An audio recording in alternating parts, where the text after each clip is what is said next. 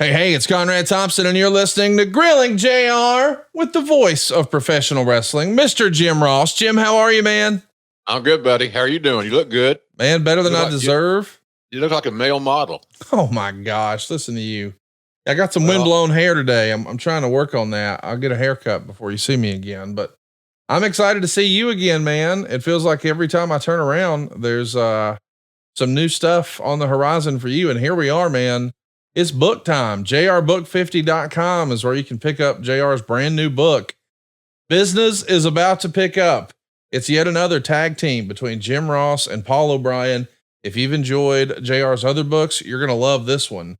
These are 50 historic calls and the stories behind those calls to celebrate JR's 50 years in professional wrestling. And you can pre-order and get in on all the action right now at JRBook50.com. And our topic today on the podcast here at Grilling JR is The Rock. Maybe you heard of him? Well, he had a quote about JR's book. He says, Jim's masterful play-by-play commentary has always been driven by his passion, deep wrestling knowledge, and most of all, his ability to make the audience feel the action of the wrestling match. High praise from the biggest movie star in the world. Folks are going to love this book, Jim. Yeah, I think so. I've been reading it for the last week and a half in a studio, about 30 minutes from my place. And it's challenging. As we spoke about before we started recording, I have two producers. They're both young and they're both aggressive and they both listen intently. If I miss a comma, i.e. a pause, we pick it up and we do it over. So that was getting a little frustrating, but I understand their motivation, but it's still hard to get in a rhythm when you're starting and stopping because of a fucking comma.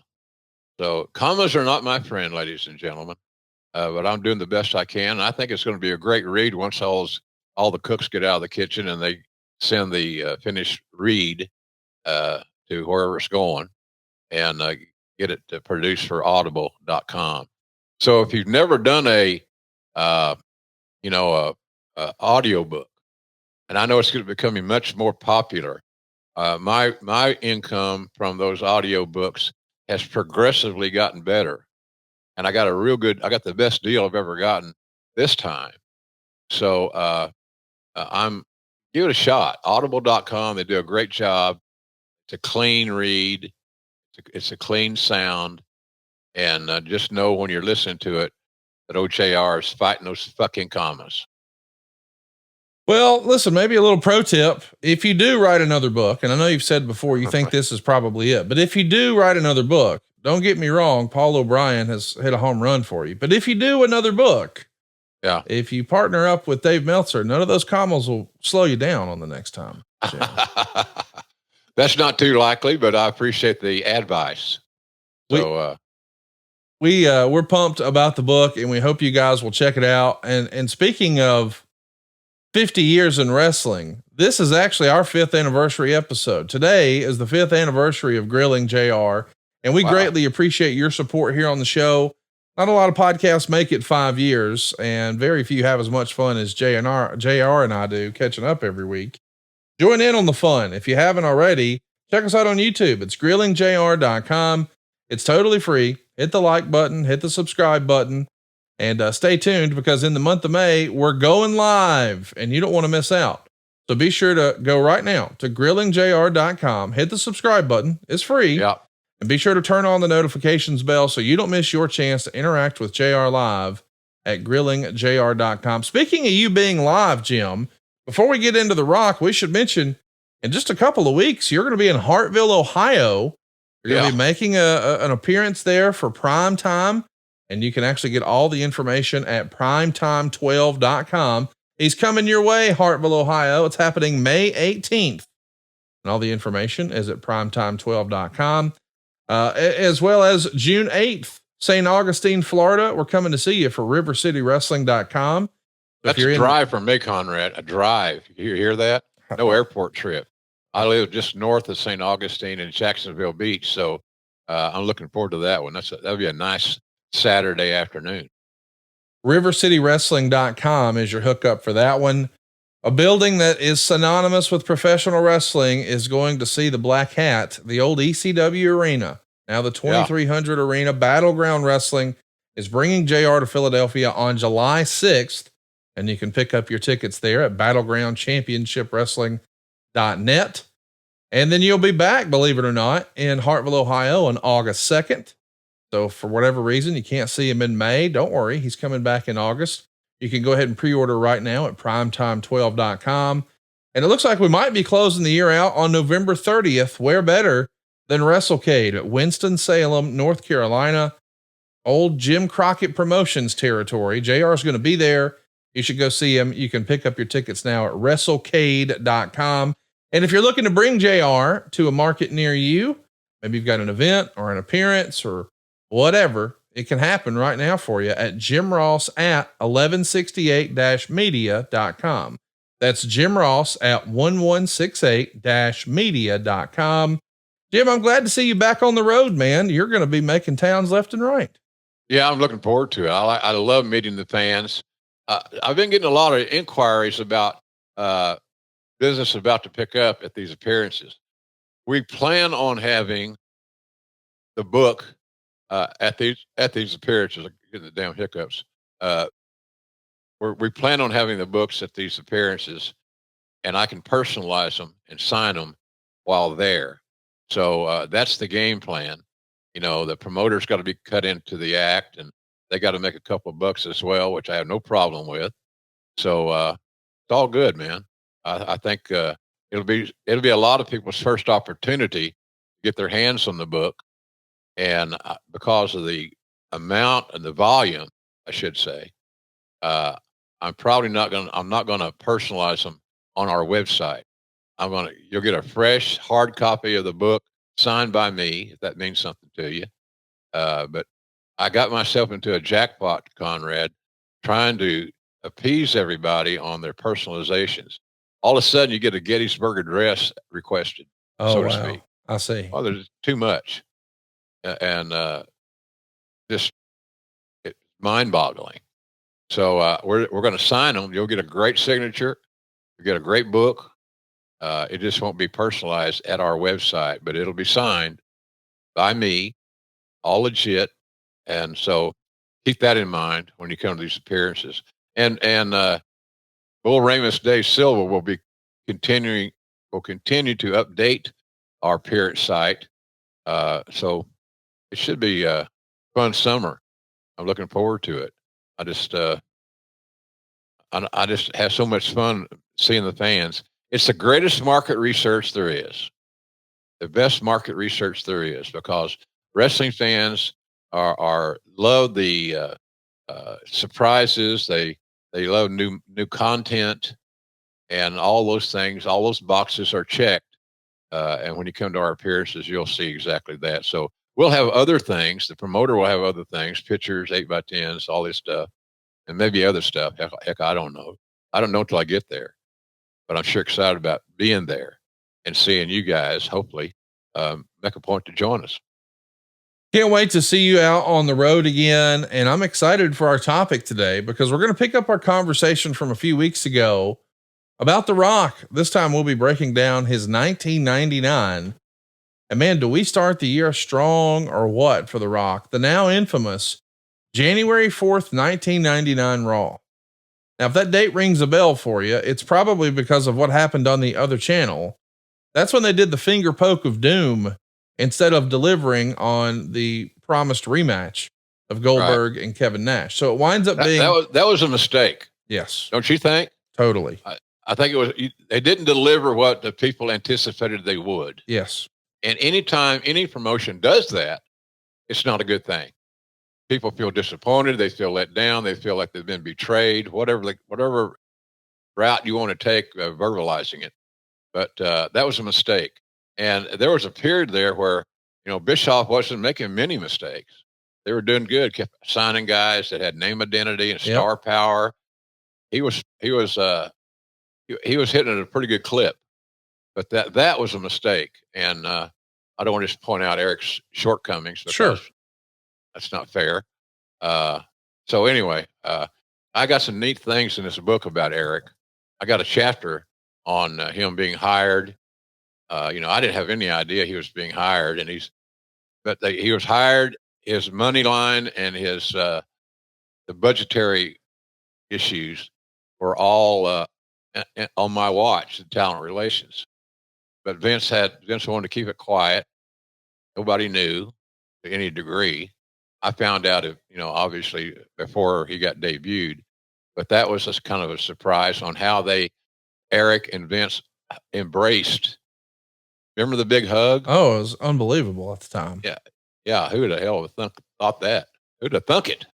So, anyway, a lot of good stuff. This book has got so many interesting things in it that I'd forgotten that we'd written. And some of it I had forgotten that we did. So all good stuff, man. It's been a pretty good 50-year run. Yeah, I would say so. And man, you saw some magic moments happen in WWE, including the show that went heads up with the finger poke of doom. Believe it or not, it was a taped show. And as you may recall, this is the episode of Nitro where Eric Bischoff sent a directive to Tony Schiavone to spoil the ending. And that ending is a big part. Another mistake, Connie. Yes. Another mistake. That's basic fundamental shit. It's trying to be too attitudinal. It's trying to be too defiant, too edgy, in my opinion. Now, I can say that now in hindsight. Right. But, hey, I don't know that I wouldn't have made the same decision. I don't think that I would have. It's just, I never been one to draw attention to the competitor who's actually on the air on many of the same cable systems, that the conflict. It's conflict of interest. Where do they draw their allegiance and think that they're not going to be curious and check it out is ridiculous. Well, they did. And boy, did they. It's one of the loudest pops in WWE history. The Rock is going to drop the world title to Mankind. Mick Foley is going to become the WWE world champion for the very first time. And that's a special moment, especially on a tape show. But the unannounced surprise return of Stone Cold saving the day, most people to this day still believe that to be the loudest pop in WWE history. I guess that's not a surprise that Stone Cold on a random taped Raw is the guy who gets the loudest pop in history, huh? Yeah. No, it shouldn't be too startling. He seemingly did that more than once, Connie. You can just look at arenas around the country and around the world, where Austin made those appearances and got those same massive pops. And, let's be honest about it. Pro wrestlers, sometimes to a fault, Connie, work their ass off for the pop. They forget sometimes about substance. They forget about storytelling. They just want to get that pop. And I think that's why a lot of guys take high risk chances, quite frankly, is to get that pop. They feel like that pop validates their success. It contributes to their success, but it does not guarantee it. It's a pop. And in a few seconds, the pop has subsided. And you got to go back to fundamentals. You got to go back to storytelling. So I've always thought that the pops are important, obviously. You don't want to come out there to crickets. But it's challenging, to say the very least, Connie. In 1999, Rock is going to get his first major acting gig. And believe it or not, he actually plays his own dad, Rocky Johnson. It's season 1 of That 70s Show. This is the lack of tattoos. Kind of, there's Ernie Ladd, on there doing a little cameo. My old domino playing buddy, Big Cat Ernie Ladd. So I loved him. He really helped. He helped. I grew up in a county, Adair County, Oklahoma, that at the time, as I was a high school age kid, at the time, there were no African Americans living in our entire county. I never heard it discussed. I don't think it was an unwritten law. I will tell you that one year we had the oldest rodeo in Oklahoma at one time there in Westville. And the fact that you know, the, the whole racial thing was not discussed. It was don't ask, don't tell type thing. And so we had a rodeo there one time, and the rodeo clown, the bullfighter, had his trick car and all that stuff, was a big black guy.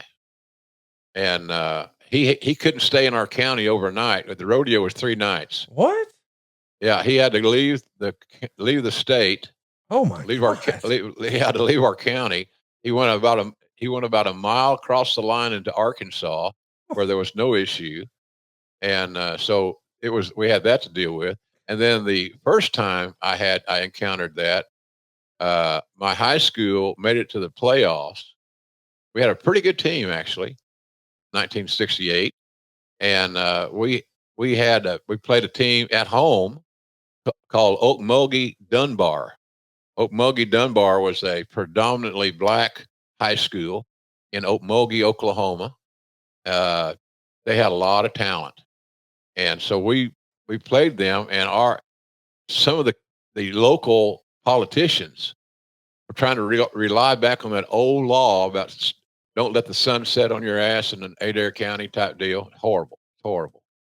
And I don't know, man. The city fathers, a lot of them wanted the game played at Okmulgee. Well, hell, we're the underdog anyway, so give them the home field advantage. Made no sense. It made less sense than all this racial shit. So we played the game in our stadium. It was packed. One half of it was all black, and one half of it was all white and brown because we had Native Americans there. But it was really a daunting deal. We got beat, I think, 14-6 or something like that. We played their ass off. And then the next year, they consolidated with Okmulgee High School, and they won 2 or 3 state championships in football and basketball consecutively. They had a lot of great athletes. They had a lot better athletes than we did. We just were all caught up in the moment and playing at home. Mom and Daddy are there, and a lot of the alumni. I always thought that was kind of cool. A little run of the mill high school with, having that home field advantage was a big deal, and we just didn't have enough horsepower to pull the wagon through. So it was interesting, but you don't realize the racial sensitivities sometimes until you're caught up in them. And all we wanted to do was play football on Friday night on our home field. We'd earned that right. So the politicians in Adair County got shot down. Moms and dads didn't want to make the drive to Okmulgee because they didn't have to. They deserved to be at home. So it was this interesting scenario. So it's part of this interesting career. 50 years, Conrad, a lot of crazy shit can happen. No doubt about it. Some crazy shit was happening at Royal Rumble 99 too. This is one of the more infamous matches in WWE history. It's the I Quit match with Mick Foley and The Rock. And as we all know now, they were filming a documentary, Beyond the Mat. And they had cameras on Mrs. Foley and the Foley children as The Rock maybe got carried away with some chair shots. One of the more brutal scenes and matches in WWE history. And I know the spectacle of a man flying off the Hell in a Cell is the one that everybody remembers and talks about. But when you really think about danger and what we know now about head trauma that we didn't know back then, goodness gracious, this is a hard watch, is it not? Yeah, it's uncomfortable, to be honest with you. And those two guys were just so hell bent on making a lasting impression. And the fact that here it is 2024 and we're still talking about it proves their point. They did make a lasting impression. And so anyhow, too much. It was too much. The Rock had so much power with Vince, and so did Mick to a little lesser degree, that Vince pretty much acquiesced to whatever they wanted to do. And the thing I've always said, Connie, once you get in the ring, your control and your restraints are off because you're on your own now. Right. So they if the term went into business for themselves is applicable here, and I think that it is, they took it as far as they possibly could. And I'll never forget that match. Those chair shots rang in my head for weeks, it seemed like. Because you got to remember, as the head of talent relations, I got to pay these dudes and I got to book the towns and make sure they're medically sound and all that good stuff. So it was a big risk. You know, I probably would have felt the same way about the Hell in a Cell, but I didn't know they were going to do that either. And that helps me. It sounds like sometimes when I say I didn't know what they were going to do, that I was totally uninformed. Look, I had a pretty good idea. We're going to see some sensational things, but I don't want to know because I like the surprise element. And I think it reflects back in my voice and my delivery. And so that means the fans get a real JR and not a acting JR wrestling announcer. It's just how JR, the fan, would call something that he saw in his monitor. The next big chapter in this Foley Rock saga is going to be Halftime Heat. And this is interesting because this is when the WWE was really taking some risks, some calculated risks. And one of those is the WWE Super Bowl commercial that's going to air during this same Super Bowl. It was quite an investment, the first one the WWE had ever done. But then they actually go to their television partner and say, hey, what if we counter program the halftime show of the Super Bowl? And we do it with brand new original content that nobody had ever seen. Right. And they weren't going to do it live. So the idea was, hey man, let's borrow from Memphis maybe a little bit and pull our best Jerry Lawler and Terry Funk, the empty arena match. God damn you, Lawler, you son of a bitch. That's free. That's all. I appreciate that. It does a huge rating. It is a ginormous success. But the finish with the shot of the forklift and it being done sort of POV, Mick Foley and others felt like it maybe was a little too campy, maybe took you out of it. It maybe toned down some of the seriousness that they had otherwise been doing through this process, this feud.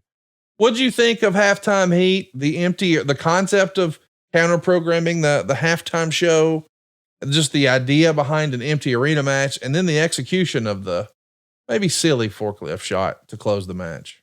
Yeah, I liked the concept. I like the concept. I wasn't overwhelmed in a positive way of the execution of it.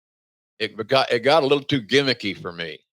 I can't remember do you recall how the ratings were on that show, Connie? It was phenomenal. It hugely exceeded all expectations. One of the most watched matches in WWE history.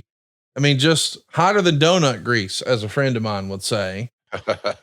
And I wanted to know just the idea of an empty arena match. I mean, I know that we were all sort of, for better or worse, forced into that during the pandemic. And I know that the original one in Memphis received a lot of criticism. I mean, even as this idea comes about, Foley has told the story on his podcast that when The Rock knew this is what they were doing, he asked the people at the archives, hey, can you send a tape of the Funk Lawler match to my house so he could see it? Cause he had never seen it. Right. And he called Foley and said, hey man, just one problem with this empty arena match. It's the shits. He likes the idea of crowd interaction. I think we all realized how critical that was during the pandemic. Yeah. Do you think that, as a one-off here and there, the empty arena match could still work, or are fans over it at this point? I think the fans might be over it. I think I'm over it, just for the record. But yeah, I look, in the right presentation with an adequate build that connects the dots and makes sense, could an empty arena match still work? Yes. Maybe once a year, maybe not that often, but it's not dead. It can work if there's a meaning for it and a great build, a concerted effort to build it with some continuity and creativity. But I don't see it happening anytime soon. Those shows that we did for Tony Khan and AEW in Daly's place during the during COVID, boy, they were tough.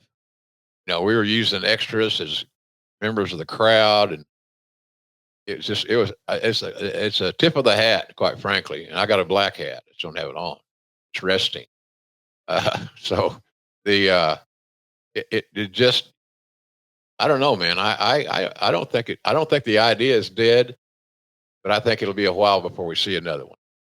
Well, I, for one, am not too upset about that. But if you're ready Yeah. to see something maybe you haven't seen in a while, I want to remind you that today's episode is brought to you by the spring cleaning champions, Manscaped. This season, make sure to groom your carpets and the drapes with the leaders in below the waist grooming. Clear out that winter bush with Manscaped's Lawnmower 5.0 and watch your confidence bloom like the springtime flowers. Embrace the season and join the 10 million men worldwide who trust Manscaped with our special offer. Go to manscaped.com and use the code Jim Ross for 20% off plus free shipping. Good deal. Good deal. After using Manscaped, I can finally say that I too have caught the spring fever. Introducing the season's champ. You know all about it. It's the Lawnmower 5.0 Ultra. This is the 5th generation trimmer. It's got 2 interchangeable next gen skin safe blade heads, a standard one to take a little off the top, and a foil blade to go smooth wherever your heart desires. It also has dual LED spotlights, which is going to help you navigate those delicate areas. And maybe you hate making a mess. Well, don't worry. This bad boy is waterproof. You can shave in the shower, in the bath, or just do what JR does. Trim your balls in the ocean. I love this thing. Right. It comes with a compact case. It goes everywhere I go. And whether you're looking to craft your signature beard look or clean up the neckline, you can always count on Manscaped to hook you up. The full grooming experience now includes the Beard Hedger Pro Kit, plus the Handyman electric face shaver. This is good for upstairs and downstairs. Manscaped is a day one sponsor of us here on the show, and we're proud to bring you the show free each and every week. If you enjoy the product that we put out every week, do us a favor, check us out at manscaped.com. While you're there, you'll get 20% off and free shipping when you use our code Jim Ross at manscaped.com. That's 20% off and free shipping with the code Jim Ross at manscaped.com. Nothing like a little spring cleaning in your pants. Exactly. 20% off, free shipping. Couldn't get a better deal. And like we said, they've been with us since day one, and we really appreciate and value their business. And the reason their business stays good is because their products work. And I know a lot of guys are self-conscious about maybe using this particular apparatus. You shouldn't be. It's safe, it works, and you'll feel better. Your significant other will be able to see your man parts a little bit clearer. It's just a better deal. I think I remember when I was just got in the wrestling business in the early 70s. A lot of the wrestlers, and I'd never seen this before coming from a little farm in eastern Oklahoma, they trimmed their pubic hair under the guise that it made their penis look larger. Oh, wow. Okay. So there you have that. That's a little inside wrestling story.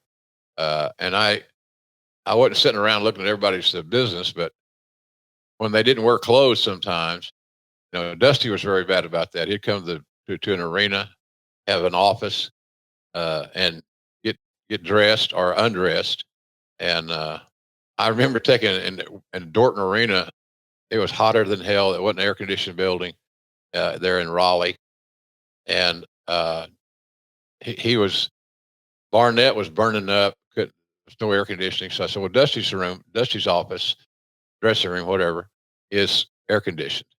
So I took him there, and we walked right in as Dusty was doing his Marlon Brando impersonation. He was lying on the floor, naked, lying on the concrete floor, which I'm sure cooled him off. And Barnett came in and saw Dusty laying there in a nude, vulnerable position, and decided that he'd go find air conditioning someplace else. You can't make that shit up. Manscaped.com. Be sure to use our promo code Jim Ross. Get 20% off and free shipping. Sounds like that may have been the original American Nightmare there for Mr. Barnett. I think it might have been. Let's talk about the Valentines Day Massacre pay-per-view. It goes down on February 14th from Memphis, Tennessee. That's where we're going to see Rock and Mankind wrestle in a last man standing match. And that ends in a no contest draw when neither man can answer a 10 count. Of course, the next night on Raw, Rock would win the title back in a ladder match with the help of the brand new WWF signee, Mr. Paul White. Looking back, why do you think we didn't do the title switch at the pay-per-view and instead opted to do it on TV? Is that a Nitro counter programming thing, you think? I just think it was the fact that more people had access to the regular television broadcast than they did on pay-per-view. The audience shrunk on pay-per-view. It always does. It's just fact.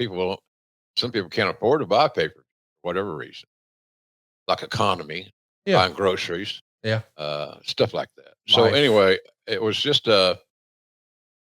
it got that product and that title and that change to the biggest audience that we could muster, and that was on free television. That's why we did it. The story has always been that this WrestleMania in 1999 was supposed to be a 3-way dance with The Rock, Stone Cold, and Mankind. And allegedly it's Shawn Michaels who campaigns to get that changed. He felt like the WrestleMania main event should be mano a mano, not a 3-way dance. I'm raising my hand. I agree with Shawn. And in that era, sometimes agreeing with Shawn was not healthy. He was a classic. So never a dull moment with Shawn Michaels around. There's no doubt about it. And because he always had that one thing to revert back to, the fact at that time he was considered by many as the best worker in wrestling.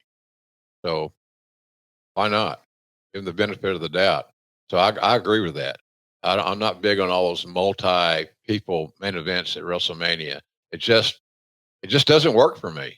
I like the one-on-one thing, and it's easier to build a story around 2 people than 4. The matches are have more continuity. So I agree with Shawn on that deal. His instincts are right on that one, in my opinion. I got to ask you, that's sort of going to bring the end, at least for a little while, between The Rock and Mankind story. Did you have a preference of those matches? Like, did you like the draw with the last man standing at the pay-per-view? Did you like, the taped one where Foley won, or halftime heat, or the Rumble, or there's so many big matches along the way. Is there one that stands out more than any other to you? The one that stands out more than anything is the one that I would never do again. And that's all those chair shots. Yeah. The Rumble one. Yeah. The Rumble one was, a little drastic to me, because it's just hard you can't not protect somebody with those chair shots to the head. And, guys started getting their hands up and started trying to turn their head a little bit, whatever it may be. But boy, it was hard to watch. It's hard to fathom. And knowing what we know now, Connie, on, concussion protocol and things of that nature, just no way in hell it could happen like that ever again. Thank goodness for that. Yeah. Something else that might not ever happen again happened on the Go Home Raw before WrestleMania. We would have a huge segment with Stone Cold Steve Austin, The Rock, Vince, and Shane McMahon. This is the now infamous beer bath episode. I mean, Stone Cold showing up in a beer truck and just spraying beer all in the ring. I mean, that is something that wrestling fans will never forget. I mean, it has never happened before because it just seems outrageous and over the top. What do you remember when you first heard this idea? I mean, this had to be like, wait, we're going to do what now? I knew that I had to bring a change of clothes. Right. Because I was going to get some friendly fire, liquid wise, from the beer truck. I thought it was a hell of an idea. It worked, fit Austin's character, being disruptive and nonconformist and all that good stuff. And of course, the beer was the common denominator tying Austin to all the other stuff that we were seeing. It was a good segment. I thought it was good. And the nice thing about it for me was I'd never seen anything quite like that. Right. So it meant that we were supplying something new for our audience. I can't tell you how they were responding at home, obviously, because I wasn't there. I was at ringside, but I can tell you that the people at ringside in that arena in general were very much entertained and having a blast. So, other than a little beer on my suit, and I brought a change of clothes, just looking ahead, everything was cool. I never asked. I just always assumed when I saw the hose that wasn't actually beer, that was going to be some sort of water or something, because you wouldn't want to spray beer with maybe kids in the crowd or whatever. And I just thought, wait a minute, those trucks usually have kegs and cases. How would there be a hose? But you just said there was beer. Was that beer that was being shot on your clothes? I thought it was, Conrad. It's been a long time since I lived that moment. Sure. I thought it seemed to me in hindsight now that there was some beer in it. Okay. But I wouldn't want to go to put my hand I wouldn't want to sit in the jury box or on the stand. The stand. But it was just so unique, man. It was just so unique. It fit everybody's expertise and their personas in a really unique and exciting way, quite frankly. Nobody's going to get hurt taking bumps in the ring because it was slippery because of the quote unquote beer or whatever. And I don't want people to think, well, it was beer. I don't know that it was beer, but I know that it was liquid. And I know that Austin had a hard time aiming that hose to distribute that liquid. And what didn't go with my suit or Lawler's, that was funny about Lawler. He when Rock left, he left all of his shirts in the wardrobe case, and those soon were inherited by the King, and he wore them on TV just like Rock would. So, he's thrifty. So getting free attire, shall we say, was nothing. That's the King. That was the King. He knows what it's like to be poor. He's not poor anymore, but he knows what it's like to be poor. And he was going to take advantage of the opportunity to get these. Hell, these shirts are like $200 a piece or something. Right. Rock wasn't going to go to Ross Dress for Less no. and get him a shirt. He was going to get the good stuff. And so the good stuff happened to fit Lawler, maybe a little big, but Lawler got free shirts out of it. And they were, like I said, they weren't cheap. They were big time items, big time apparel. Speaking of big time, The Rock is going to headline his very first WrestleMania at WrestleMania 15. Let's just time out right now to make sure everybody's processing how crazy this story is. My man debuted at the Survivor Series in 1996.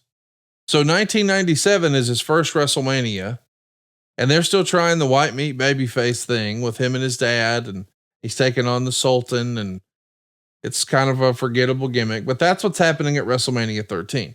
Fast forward WrestleMania 14, and he's wrestling Ken Shamrock and interviewing Jennifer Flowers. And at 15, he's on top with Stone Cold.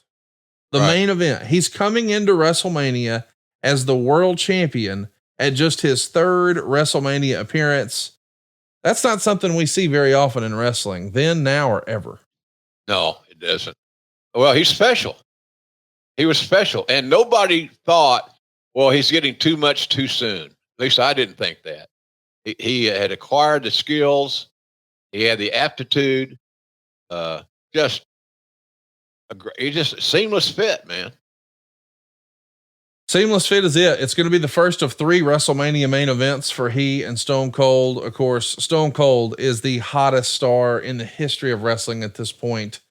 And it's no surprise that he's going to regain the title from The Rock. They go 16 minutes and 52 seconds. Meltzer seemed to like it pretty well. He gave it 3.5 stars, but maybe, something that we should mention for you is this is a big moment in your career too. You're brought back to announce the main event. You get a huge ovation from the crowd. And this is sort of, I think it was because of the vest, bro. I think it was because we were no longer letting you do the JR's turning heel silly parody shit. Yeah. And we were just saying, let's forget all that. This is WrestleMania. Let's be serious. That makes me wonder, was that a request of Rock and Austin, you think? I always heard it was. It wasn't discussed with me other than Vince saying, you're going to call the main event at WrestleMania. But I heard later on that Rock and Steve both were in strong favor of me calling that match for them. You know, I'd hired both guys. I'd helped them along the way as best I could in my role. So I had no issues with that whatsoever. It was a great honor to call that match. You know, those cats had 3 one-on-one main events at WrestleMania, 15, yes. 17, and 19. Yep. I just read about 19 yesterday on the audio book. And the interesting fact about that is that there were like 3 people, Rock, Vince, and me, that knew this was going to be Steve's last match at WrestleMania 19 in Seattle at Safeco Field. So it was very emotional. I can tell you that I never broke down and cried that I can recall. And I came so close into breaking down when Austin was leaving the ring in Seattle. That's in the book. We talk about it. We talk about how I felt, how he felt, all that good stuff. But it was hard to watch because I knew that he was done. And knowing him, when he said said something, he meant it. So when he said he was going to retire, I had no doubt that was not exactly what was going to happen. So it was emotional, to say the least. This book is full of emotion, quite frankly, and stuff that only I would know because I lived it. So anyhow, their marriage. Can you imagine nowadays trying to book 3 of the same match at 3 different WrestleManias? It'd be tough. It'd be tough. It'd be really tough. You got to really be good at what you do for a living to make that happen. Well, there's no doubt that Rock and Austin were really good at what they were doing. And after Stone Cold wins the title for the 2nd straight WrestleMania, he beats Shawn Michaels at 14 and celebrates with Mike Tyson. At 15, he beats The Rock and he celebrates with Earl Hebner. Earl Hebner getting in on the beer drinking action. That was a fun visual for me as a wrestling fan. That was very unselfish of Steve. It was a very nice thing to do, especially from a guy that's not known for being nice all the time. And Earl deserved the flowers, as they say, as the kids say nowadays. Earl deserved the flowers. He'd gone through all kinds of shit, him and Dave, and they've been loyal, and they've been put in some tough spots. So I really, I appreciated what Steve did. He did the same thing with me at a WrestleMania somewhere. I got a picture of it where we're toasting a beer, and I think he's wearing my hat. That picture's made the loop, made a round time or two around the earth. So I thought that was cool. I thought that was really cool and a nice thing for Austin to do in the heat of battle, heat of the moment. Let's remind everybody that Rock and Austin do have a rematch at the next pay-per-view. It was Backlash. Of course, that's always after WrestleMania, including this weekend. But that's really forgotten about because of what happens the next night on Raw. Rock is thrown out of the corporation and turned babyface. I guess at that point, he probably had to turn. I mean, the fans they're with him. They didn't want to boo him, Connie. Right. They embraced his skills. They loved his game. They could see in front of their very eyes that they were watching a very, very special talent. And that's cool. That's what you keep looking for. He didn't get old to the audience, but he got old to the audience as a heel. Because what is there to hate? He didn't wrestle like a heel. He didn't look like a heel typically would look. So I thought that was just a fait accompli. People loved him and respected him, and they didn't want to boo him. Well said. The roles, I'll get it. The roles are reversing here. Triple H is in the corporation and Rock is now a babyface. So of course those two are going to come back together and they're going to wrestle at Over the Edge. And Rock had this to say about that night. I was backstage in the dressing room going over the details of my match with Triple H and China. We were talking, moving around, trying to figure out how to make the match memorable. When Sergeant Slaughter walked into the room and said, "Owen is hurt," I looked at Hunter and then looked at Sarge and said, "Oh, come on. Are you serious or are you ribbing?" Owen was known for his pranks, and I thought maybe this was just another example of his twisted sense of humor. "No," Sarge said, "it looks pretty bad. They're working on him in the middle of the ring." I went straight to the curtain. As I reached the gorilla position where everyone was gathered, I could see the shock on their faces, the disbelief. People were crying, hugging. Then it hit me. This is real. Now, we can't really, as much as we all hate to hear that story again, from what I understand, The Rock and Owen were pretty good friends. Yeah. And Owen, I guess, was sympathetic to Rock being a legacy performer and new here and learning the ropes and that sort of thing. So I guess they hit it off very early in Rock's career.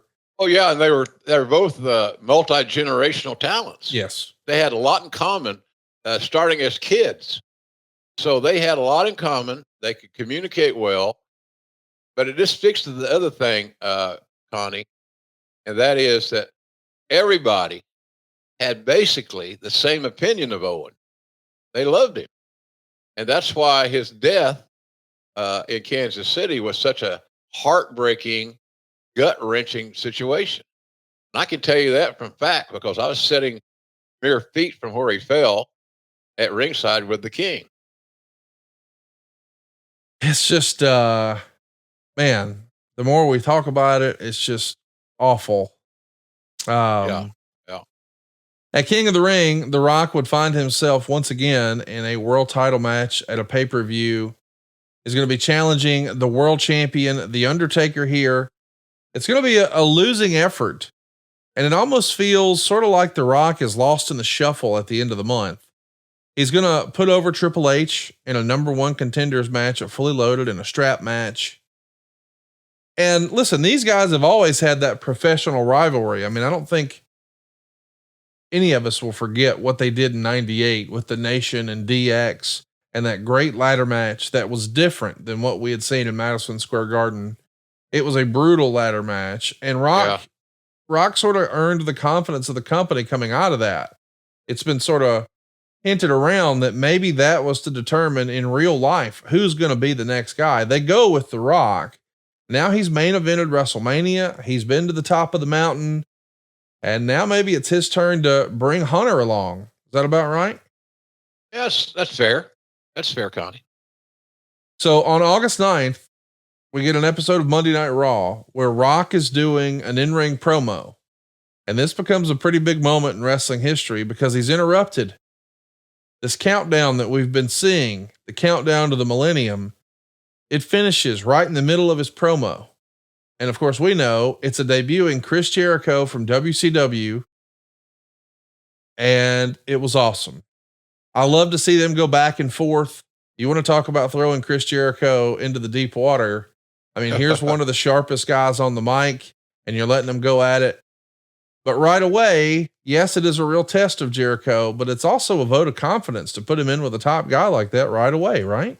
Yeah. I was always very high on Chris. You know, the only thing I had to overcome was the fact to Vince that Jericho was not 6 feet tall. And that may sound so bullshit, but it's a fact. Vince loved big guys. Jericho had a great body. He was athletic. He was in shape. He looked good, but he wasn't 6'2" or 3. He might have been 5'11". But that was one hurdle to overcome to get Vince to sign off on Chris. But when I showed Vince some tape of Jericho in action, like a little highlight reel, he was sold. Because Chris could work with anybody. He still can. You know, I feel so good. It's good for me as an old timer when I go to the pay-per-views at AEW. My thanks to Tony Khan for facilitating that. That I enjoy seeing everybody there. But seeing guys there that I have a long history with, you know, Chris and I talk about that all the time. We laugh. You know, he was the new kid, and it was challenging for him to get accepted into the locker room in the early going because he was a top guy and he was coming in to take a top guy's spot. And that meant somebody was moving down the line instead of moving up the line. So I truly love my time in AEW where I could see my old friends like that. That's one of the great things about doing TV. And when Sting was there, he's another guy that, I go back farther with Sting than any announcer on the team because I went back to Sting to the days that he was one half of the Blade Runners, his partner being the irrepressible Jim Hellwig, Ultimate Warrior, until Cowboy got sick of that act, fired him, but he wanted to keep Sting, which we all did. So, and Bill made the right call on that deal. Warrior was not a Vince he wasn't a Vince McMahon guy. He might have been later on. But it was just a crazy, it was just a fit. Sting fit and Warrior did not. I always thought Warrior was one of the most overrated talents that I ever called a match for. His skill set was limited, but he was, he got over, and I guess that's all that matters. He got over with smoke and mirrors at one point in time, and Sting started adding to his repertoire. He learned how to work. He learned psychology. He was a student of the game. So when I go to AEW back when Sting was unretired, it was just a great day at the office. But us old guys like to tell our stories. That's part of the concept of doing a podcast. You get to tell your stories. And I love the time I got to spend with Sting in the latter days of his active career. Now, I don't know if we've seen the last of Sting or not. I think we have as a wrestler, but I can see him in another role at some point in time if it fit, but not to force it on anybody because he retired. And I believe those retirements should mean something. Well said. I think everybody listening to this agrees. Let's talk about a big moment in another one of your AEW fellows' careers, Billy Gunn. We're talking about SummerSlam 99, and this is a pretty infamous match in the internet wrestling community because Billy Gunn had been positioned in 99 for a singles run. I think he was a big part of the King of the Ring and had had so much success in the tag team division, not only as the Smoking Guns, but became one of the more over acts with the New Age Outlaws, a big part of everything that happened with DX. And now it's time to make him be a breakout star. So we position him with The Rock, and it's a kiss my ass match. And Billy Gunn's going to come out with a lady. And he says that when he wins, Rock's going to have to kiss her ass, not his. They're going to be brawling all over the place. And as you might imagine, The Rock gets the win. And Meltzer would say that it was a somewhat disappointing match. And the next night, The Rock is going to cut a promo where he basically categorizes Billy Gunn with Gangrel and Brooklyn Brawler as type of wrestler at a level he should not be wrestling. And a lot of people think, for better or worse, The Rock cut Billy Gunn's water off here. What say you? I don't know. I mean, Billy Gunn was there to get The Rock over, and that happened. So I don't know what the issue is. Now, I know Billy Gunn fans will disagree with me on that, and it's certainly not lessening the effectiveness of the skill set of Billy Gunn. I was watching AEW the other day, and he was on there with the Acclaimed. He still got it. Oh yeah. He's got the natural timing and feel. He's helped his sons immensely because they're evolving into a hell of a good team. Yes. Right in front of us. Right in front of us. And they work hard. They're students of the game. They're not lazy. They stay in good shape. They take that after the old man. So I'm a big fan of Billy and his family. And those kids are going to be a hell of a tag team. They may be the best tag team in AEW period before it's all said and done. Well, how about that? That's a big statement right there, considering the rest of that tag team division. So get your quotes ready on that one. By the way, I want to ask you, have you guys heard about this new mobile game called Modern Mania Wrestling GM? It's a pro wrestling general manager game that you can actually play on your phone or your tablet. I think this game's really a hidden gem. It's got great looking characters, slick interface. It's easy to play in short bursts or long sessions, but it's a pretty simple premise. You collect cards for wrestlers, match types, venues, skits, and then you use these cards to book wrestling shows. The better you book, the more in-game cash you'll earn to collect more cards.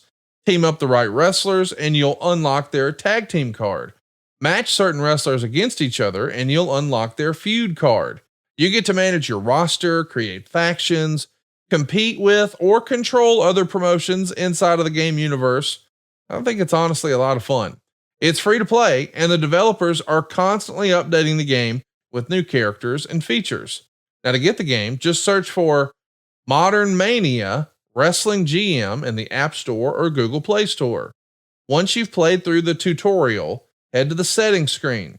And on the bottom right, you'll see the code button. And that's where we want you to enter the promo code HEAT, HEAT. You'll get a bunch of free wrestlers and game cash. Wrestling fans, do yourself a favor. Check this game out. Modern Mania Wrestling GM. Hit that code button, use our promo code HEAT, and hook yourself up with some free wrestlers and game cash. And by the way, it's totally free to download. Check it out.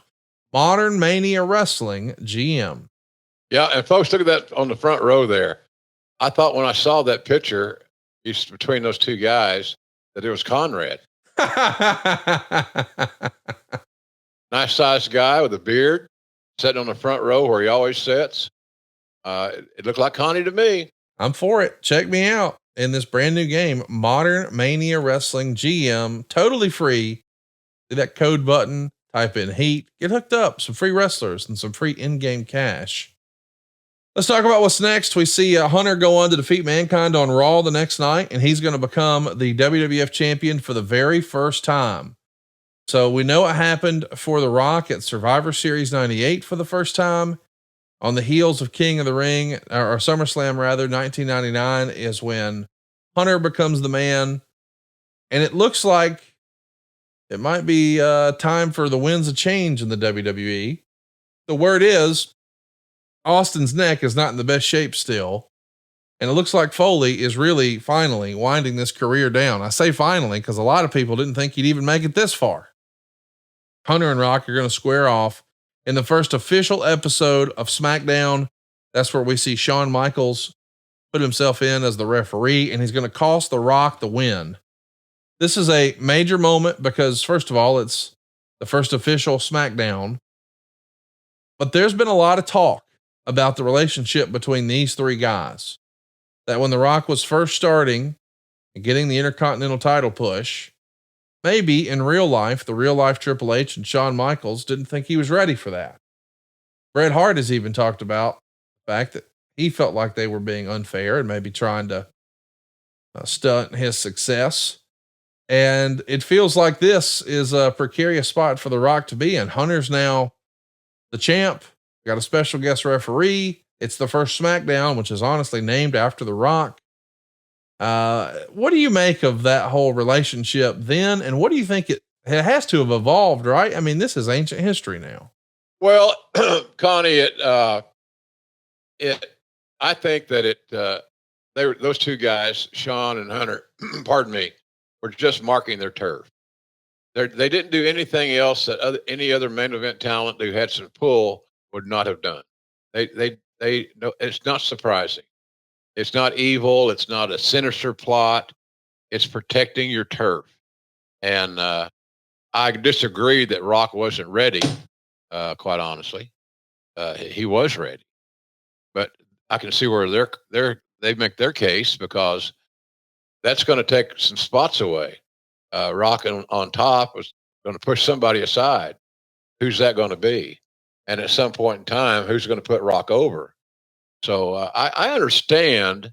I don't agree, but I understand the logic of Triple H and Shawn. And again, if I was in their shoes, I'm not so sure I wouldn't do the same thing.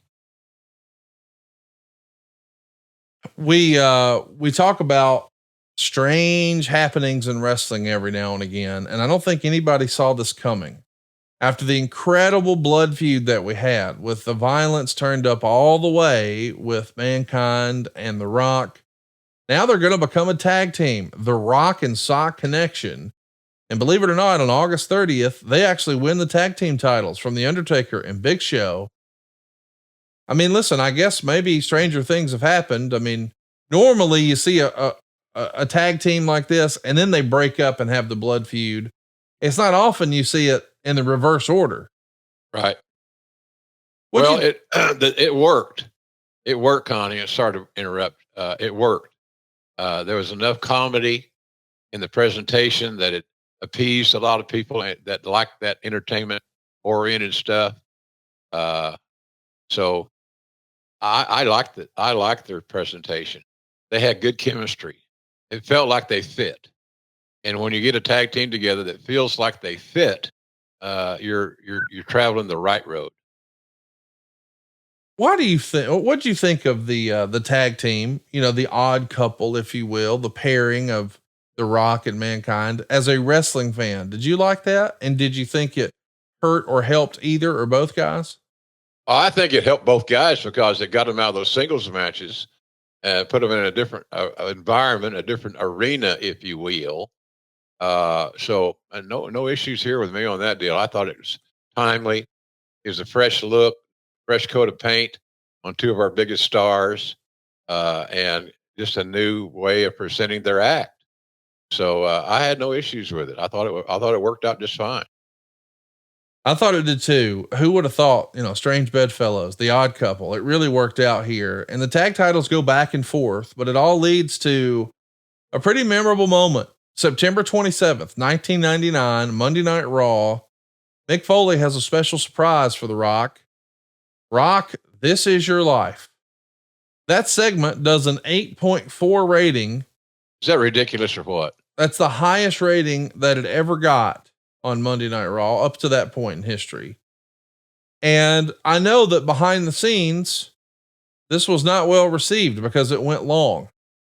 And I've also heard people say that The Rock had an attitude in this era of, it's live TV. What are they going to do?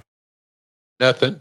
And it was fabulous. But what stands out to me, Jim, is we're right now in 2024, there's a lot of armchair quarterbacks in the internet wrestling community who think they have the answer for every problem that exists in wrestling. And I don't think that a lot of people wrap their head around the fact that one of the highest rated segments in the history of wrestling had no wrestling. It was just character development. Right. What did you think of the Rock, This Is Your Life segment when it was happening? And did you change your mind if it was negative once you saw the rating come in? I liked it, honestly. It was a departure from how The Rock and Foley, for that matter, were featured. So I had no issues with it. Quite frankly, I thought it was good, and it just was a different light. It was it's different music, different lighting, different everything, and Rock could pull off any role. I mean, he could be the matinee idol. He could be the badass. He had great versatility. And I saw online the other day where I got maybe it was a text. And if you're not following Brian Gewirtz on Twitter or X or wherever the hell it is, you should, because they're going to do a show. 7 Bucks Entertainment's going to do a series of that early day stuff.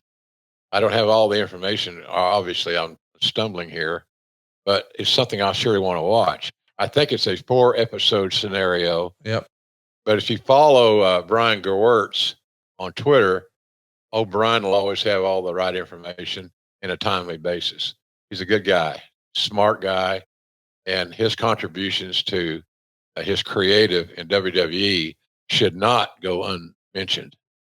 He's a team player, and he's so good that he's still with Rock. He's still helping do Rock creative. And I can only imagine during the Rock's WrestleMania run, how much Brian had to do with the success of the verbiage of the promos and so forth. So I liked I like what they're doing. I like what $7 is doing, and I'm damn sure going to watch whatever they produce. Well said. Me too. I can't wait to see it. I think Vice has had a lot of hits over there, and I'm interested to see what's next. We should also talk about what's next for The Rock here. The Unforgiven pay-per-view goes down on September 26th. Then Rock finds himself in a 6-pack challenge for the vacant world title. I guess Vince had beaten Triple H for the belt, silly as that sounds, but then he forfeited it. So Austin is going to be the ref for this match. And unfortunately, if Silva can throw that graphic back up there, this is going to be really the last major moment for the British Bulldog.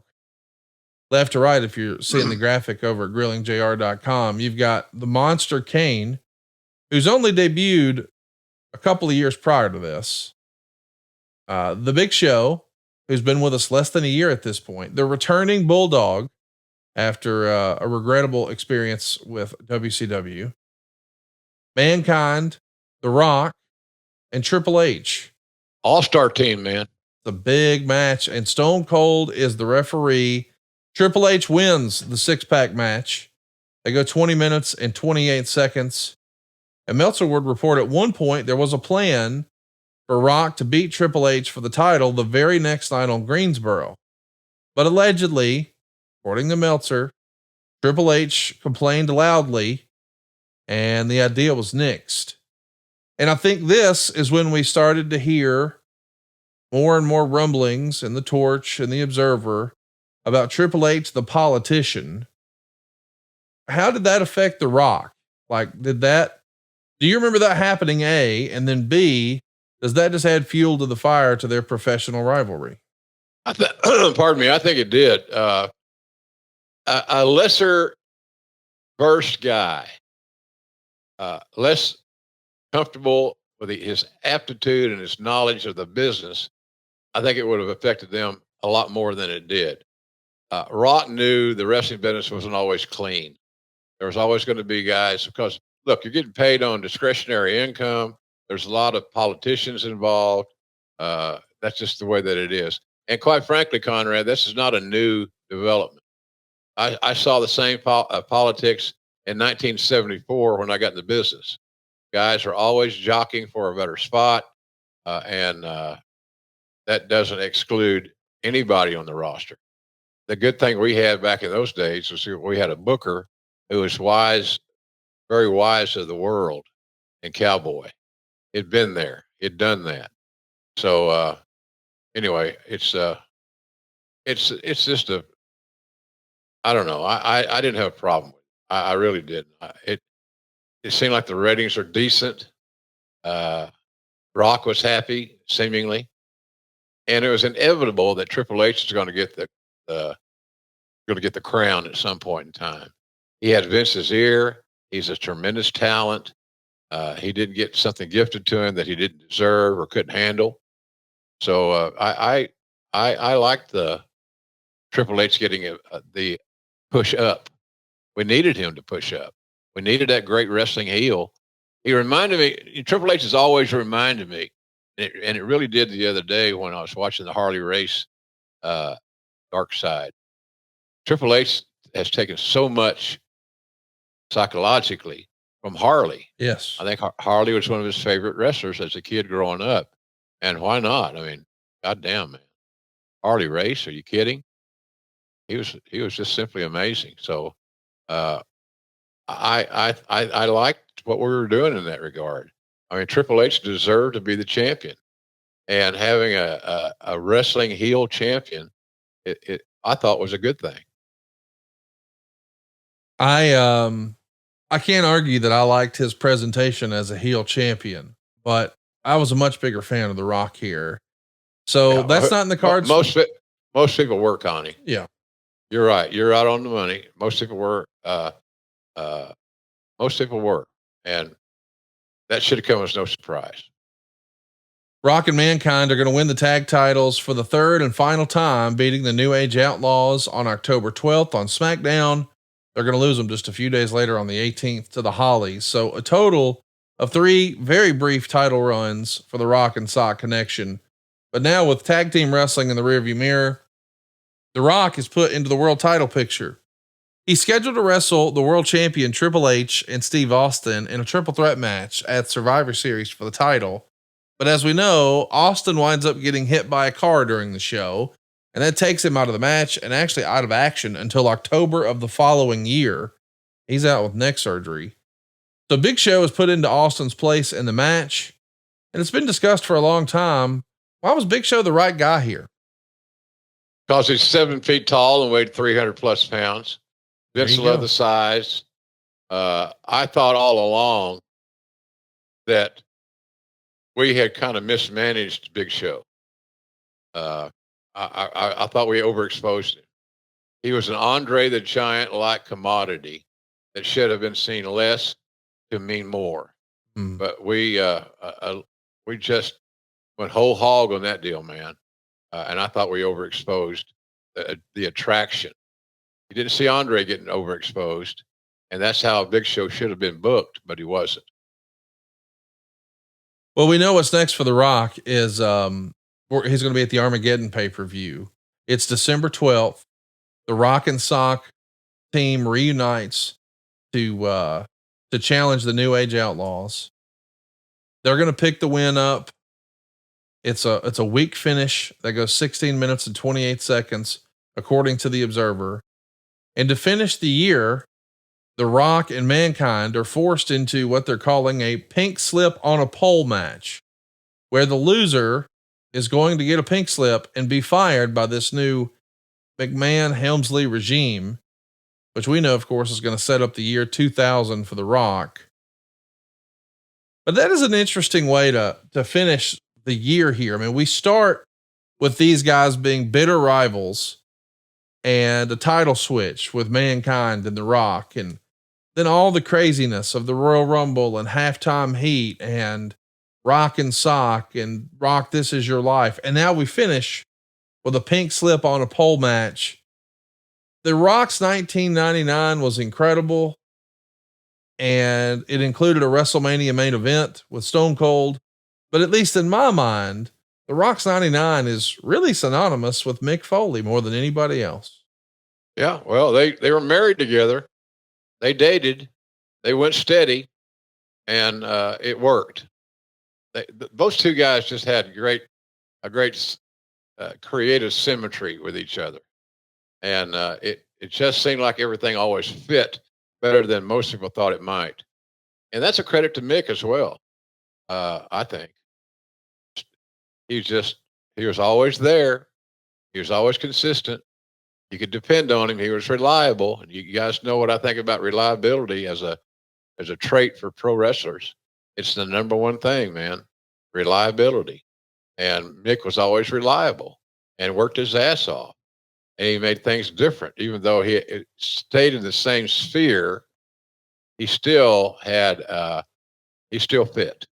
He knew how to fit in. He knew what to take out of his matches, what to add to his matches. And he was so unique that it just kept working.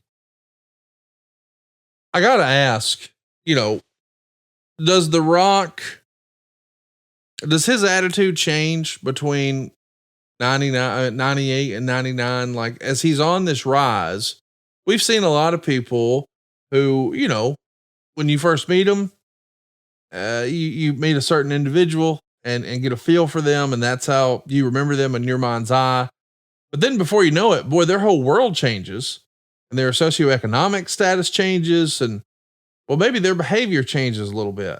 I'm wondering, could you see him just developing more confidence, or what was the change you saw from The Rock when he's first getting going to as he's closing out in 1999? I mean, he's evolving, he's growing, he's getting more comfortable, he's getting more reps. Talk to us about that evolution of what you saw in the first few years. I think it was healthy, quite frankly, until all the Hollywood folks started tagging in and out. Because at the end of the day, when you can make a huge payday, not take any bumps, so to speak, and get your name out there, it's hard to turn that down. And Rock didn't turn it down. He just had to manage it in an intelligent way, because the jealousy that Rock had in his people had toward him was just that jealousy. Mm. Here he's got his trailer, he's got you know a staff around him. He's all the things that you would think he had, and they didn't, and the other wrestlers did not. So I think that adversely affected The Rock's perception in the locker room somewhat. I never saw him. He was always good to me. Rock still is. And he wrote a excerpt from our book. It's on the cover, and I just have always appreciated his and my relationship, and I still do today more than ever, because he doesn't have to be nice to me. Right. He's not going to work in AEW. He's not going to work for Tony Khan, and I'm not saying that negatively about Tony Khan. Oh, no, The no, Rock no. is the Rock's a WWE guy, Yes. start to finish. So, but his only downside was, he'd miss a TV here or there, or miss a booking to go uh, film some scenes, things like that. But the jealousy was from the other talents, because they didn't have it as good. And the reason they didn't have it as good, Connie, is because they didn't have the skill set that Dwayne Johnson had. But he knew how to handle it, I thought. There's a report that's just come out this week that I'm sure you saw. It's getting a lot of clicks, and it does talk about the perception of The Rock and how maybe that has changed, and how maybe some of his unreliability on that movie set costs them some of their budget. I, for one, hope that he can move past this PR thing. Maybe it's a teachable moment or a learning lesson, because when The Rock does well, it's good for WWE, and what's good for WWE is good for the wrestling industry as a whole. Absolutely. And I know that some people who have really bit off more than they can chew in this tribalism thing, they don't really get that. But if it's bad for WWE, it's not good for their competitors. Like, that's just the way it is. Like, rising tide raises all boats, or whatever that old cliche is. Yeah. And speaking of rising, can we talk about today's sponsor, Blue Chew? Remember the days when you were always ready to go? Well, now you can have a little performance enhancing, a hot tag for your wiener. Blue Chew is a unique online service that delivers to you the same active ingredients as Viagra, Cialis, and Levitra, but in chewable form and at a fraction of the cost. So you can take them anytime, day or night. You can plan ahead or be ready whenever an opportunity arises. And the process is simple. You're going to sign up at bluechew.com. You're going to consult with one of their licensed medical providers. And then once you're approved, you'll receive your prescription within days. And here's the best part. It's all online. That means no visits to the doctor's office, no awkward conversation, no waiting in line at the pharmacy. Blue Chew's tablets are made in the USA, prepared and shipped directly to your door, all in a discreet package. And Blue Chew wants to help you have better sex. Discover your options at bluechew.com. Let's chew it and do it. And we've got a special deal for our listeners. Try Blue Chew free when you use our promo code JR at checkout. Just pay $5 shipping. That's bluechew.com. The promo code is JR to receive your first month free. Visit bluechew.com for more details and important safety information. And we thank Blue Chew for sponsoring today's podcast. And I also want to mention that you can still subscribe to our YouTube show anytime you'd like at grillingjrcom. We've got some great new swag and merch available for you at grillingjrtees.com. And jrsbbq.com has something for everybody. You got multiple types of barbecue sauce. You got the brand new hot sauce. You got my favorite, the all-purpose seasoning. We got Main Event mustard. We got Chipotle ketchup. Maybe you're looking for JR's older books. Maybe you want an action figure, a trading card. It's got it all at jrsbbq.com. The store never closes. And as a friend of mine likes to say, it costs nothing to look.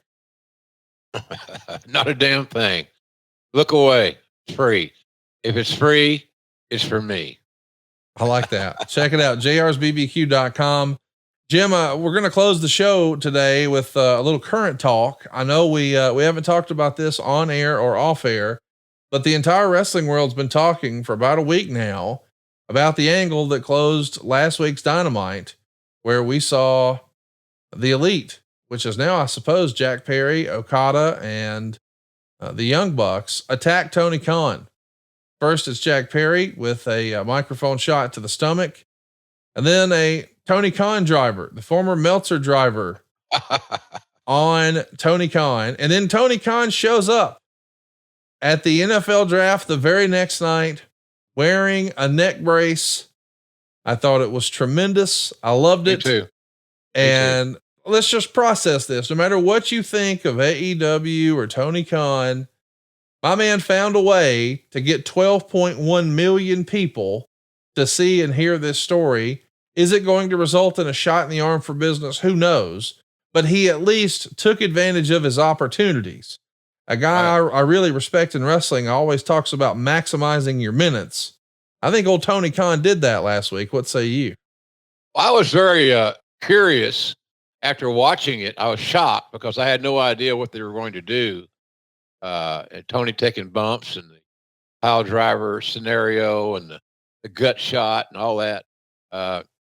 My question that I had that night was, I wonder how Tony's going to sell this injury. Is he going to wear a neck brace? And here we are in draft week. And how's that going to play into that deal? Well, it didn't. He just did it. He sold it. And he did exactly what an old school or an old timer would do. You sell the injury. You just don't throw it away and forget about it. So I was whether I liked the physicality or not, it all depends really on how it's going to be followed up on how well we're going to like it. But the fact that Tony followed through and completed the cycle of wearing that neck brace, there's guys like, we had a little shot there a minute ago, Bull, of those cats on the NFL Network. You know, they hate to talk about wrestling because it might indicate that they are wrestling fans, and God knows they cannot have that for their powerful jobs on the NFL Network and trying to ad-lib their way through this scenario. Well, all the while winking at us that, hey, look, we know it's not real. We know it's staged, whatever. It's a pain in the ass. So those guys should have done more prep, quite frankly. But of course their egos wouldn't allow that. And it's just embarrassing that they would go on TV with a lack of knowledge and information on who they're talking to. And, we know that that it's showbiz. We got it. We got that, fellas. So get over yourself. I thought it was interesting. I thought it was unique. Would I have done it? I don't know. If put in a situation, I ain't gonna take no pile driver. Ain't no way. Turn me upside down and my sack will be in my face. Not gonna do it. Not gonna do it. Oh my gosh. So anyhow, I was waiting to see if Tony was going to follow through and complete the cycle by wearing a neck brace. And he did. And I was proud of him for doing that because it was old school like. Now, whether you like the angle or you didn't like the angle, that's another issue. But him following through and wearing the neck brace, which is very visible, it posed questions that needed answers. So good for Tony Khan on that deal. It was old school like thinking, and I'm really glad that he wore the neck brace. I am too. It was super fun. I was hoping when I knew that the draft was the next day that he would wear one, and he did. Couldn't be happier with that result of the exposure that he got for AEW. And I know that there are critics who say, oh, this wasn't good and that wasn't good. Well, by God, we can't have it both ways. Either you've been saying you want more stories in AEW, or when you get one, you'll let it play out. Yep. I, for one, am looking forward to seeing where this goes. Of course, we know as folks are listening to this, Kenny Omega is back on AEW television. He returned in Winnipeg, and I'm ready for next week, man. I know that you and I are going to be having some fun here, and I know that we're going to be talking about the latest moving and shaking in wrestling. In the meantime, I want to encourage you one last time to check out grillingjr.com. Be sure to hit the subscribe button if you haven't already. This month of May 2024, JR and I are going to be going live. You're going to be able to interact and ask questions with Jim live at grillingjr.com. You don't want to miss his current thoughts. You won't have to wait and just hear from him once a week or 8 days after Dynamite. It can be much more timely, We're going to be much more active at grillingjr.com, and it costs absolutely nothing. So go hit the subscribe button and turn on that notifications bell so you know when we're going live. And we're over 100,000 subscribers now, Connie. Yes, sir. And I'm very proud of that. People really turned out. They showed out. They turned up. All that good cliche shit. But I really like what we're doing on YouTube, and it adds a different dimension to our presentation. I can't believe I didn't know until you told me earlier today that this is our 5-year anniversary. How about that?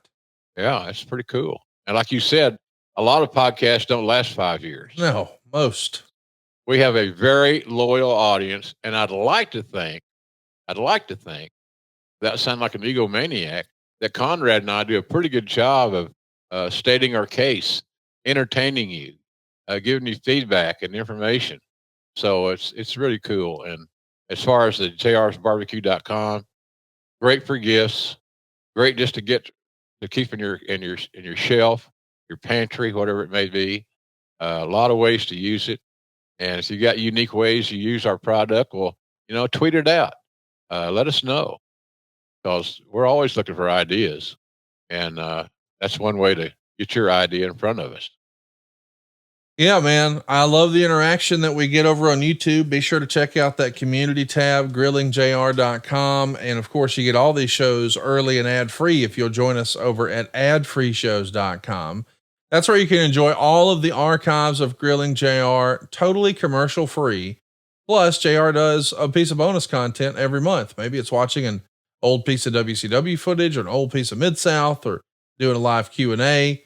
And there's over 4 years worth of bonus episodes available for you now at adfreeshows.com. Want to give a special shout out to some of our live studio audience who joined us today too. I know Eric Green and Coach Rosie, Airborne 37th, Phil, Denovius Mack was in the house. Heather Whitley was here. One of the rare ladies that we've got over at adfreeshows.com. Appreciate you keeping us in check. Appreciate Doug Ritter and Isaac Riston. So many cool folks hanging out with us today, including Andrew and others. We appreciate you guys hanging out with us and being a live part of what we're doing. And we hope you'll check us out at adfreeshows.com. Also, you can always depend on Coach Rosie, Conrad. We can always depend on Coach Rosie to support what we're doing. Yes, sir. Even on those once a month Q&As and things that we have, he's always a part of it. And we love and appreciate his loyalty. He's a real wrestling fan. Yes. And we can't get enough of those real wrestling fans. So if you know somebody that's a real wrestling fan that's not enjoying Grilling JR on this podcast, tell them about us. Ask them to try it. It don't cost them any money. What the hell are you waiting on? Well said. If you haven't already, tell your friends about Grilling JR. Be sure to hit that subscribe button wherever you enjoy podcasts, whether it's Spotify or Apple Podcasts or anywhere else. And keep a lookout on our community tabs page at grillingjr.com, because we're going to be asking you questions and polls. What topics do you want? Let's vote on this. Drop your questions below. YouTube is the place to make that happen. Grillingjr.com. If you haven't already, be sure to catch JR in Las Vegas. Tickets are on sale now at AEWTIX.com. Double or Nothing is where you'll hear JR on the call. He's revealed that he's trying to make it his mission to call all of these AEW pay-per-views. And before you know it, Double or Nothing's going to be here. It's just a few weeks away. And this to me is like a special show, because this is really the 5-year anniversary of AEW's very first show. And that's going to be a special show. One with Mercedes Moné making her debut. JR is going to be there. You should be too. AEW. I want to see her wrestle. Yeah. I want to see her wrestle, Connie. It's time. Yeah. She's great with a sizzle. She's got an amazing look. And I know she's athletically talented as hell, but I need to see her in a substantial match so we can all judge just how good she actually is. And I know that she's really good. So I want some of it. I want to watch her wrestle. But nonetheless, and she's a nice kid too. So, but Tony Khan's done an amazing job of acquiring talents. And I don't know that there's a day goes by that he doesn't address that. He's always looking. He's always got his eye open, because the fans come first, and fans like new. Remember, They like new, and they like surprises. So, kind of cool.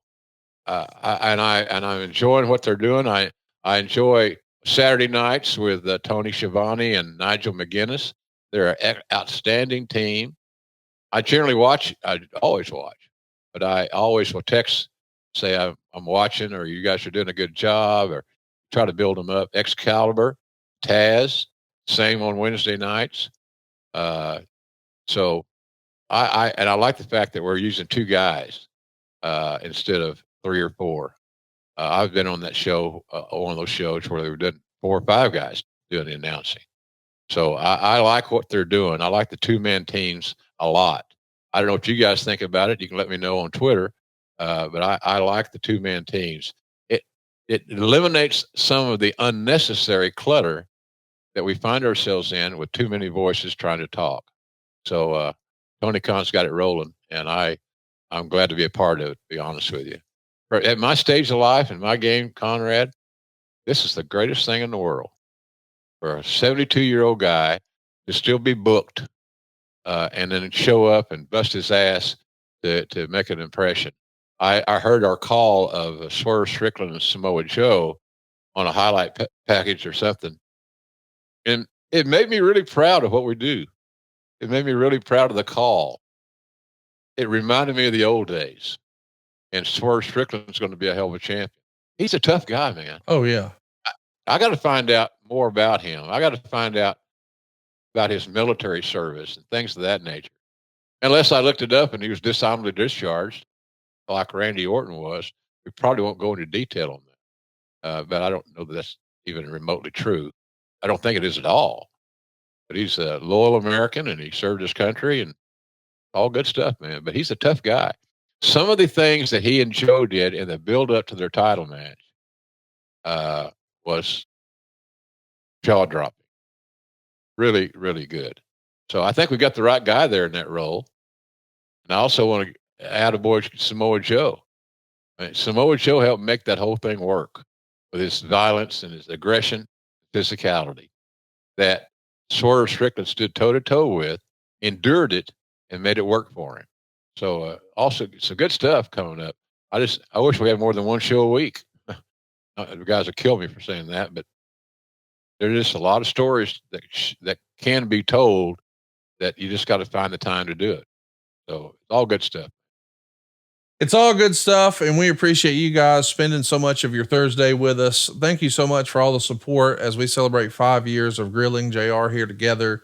Of course, Jim and I get a lot of the credit here for the show, but the reality is the third man on our team, the guy behind the scenes, Bull Ramus, as Jim Ross affectionately refers to him, is Mr. Dave Silva. And the most important part of this entire equation isn't me. It's not JR. It's not Dave. It's you, the listener. And we appreciate your support. We know you've got a lot of choices for wrestling podcasts. And really, if anything, the wrestling landscape has only gotten more crowded over these 5 years, but we're still enjoying success. And that's because of you guys. So thank you so much for your continued support.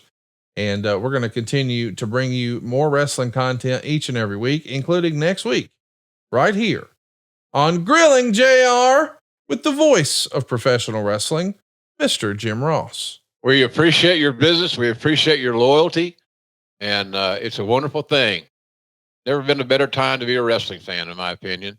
And for a guy in my stage of life, I still got something to add. I think I gotta wake up that way every day when you're at this stage of life, and I'm healthy.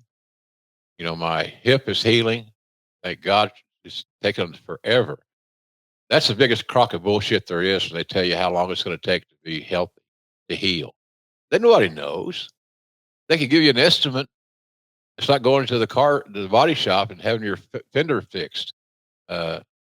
Just it's a guess sometimes.